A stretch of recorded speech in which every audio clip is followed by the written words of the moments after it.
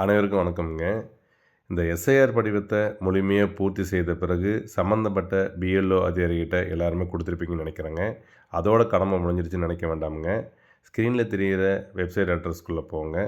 போனதுக்கு பிறகு நீங்கள் அதுக்குண்டான ஆப்ஷன்ஸ்லாம் கொடுத்தீங்க அப்படின்னா, நீங்கள் ஃபில்லப் பண்ணி கொடுத்த ஃபார்ம் சக்ஸஸ் ஆகிடுச்சா இல்லை ரிஜெக்ட் ஆகிடுச்சாங்கிறது நீங்கள் தெளிவாக தெரிஞ்சுக்கலாங்க. அதுக்கு நீங்கள் முதல்ல செய்ய வேண்டியது ஃபில் எலிமினேஷன் ஃபார்ம் அப்படிங்கிற ஆப்ஷனுக்குள்ளார நீங்கள் உள்ளே போகணுங்க. உள்ளே போனீங்கன்னா உங்களுடைய மொபைல் நம்பரை என்ட்ரு பண்ண சொல்லும். மொபைல் நம்பரை என்ட்ரு பண்ண பிறகு அது ஒரு கேப்சர் கேட்கும்.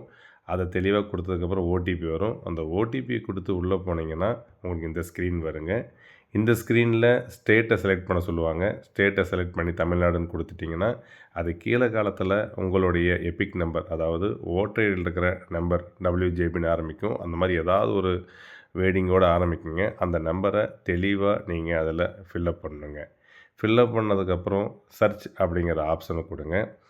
ஆப்ஷனை கொடுத்தீங்கன்னா உங்களுடைய ஃபார்ம் ஃபுல்லாக எந்த தவறும் இல்லாமல் இருந்தது அப்படின்னா இப்படி submitted, your form has been submitted சொல்லி ஒரு தெளிவான உங்களுக்கு மெசேஜ் வருங்க.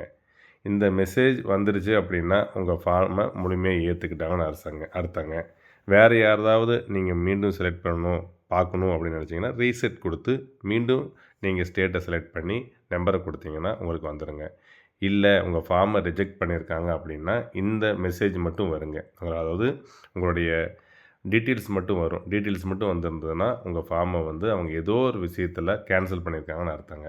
நீங்கள் உடனடியாக யார்கிட்ட ஃபார்ம் கொடுத்தீங்களோ அந்த பிஎல்ஓட சந்திங்க. நன்றி, வணக்கம்ங்க.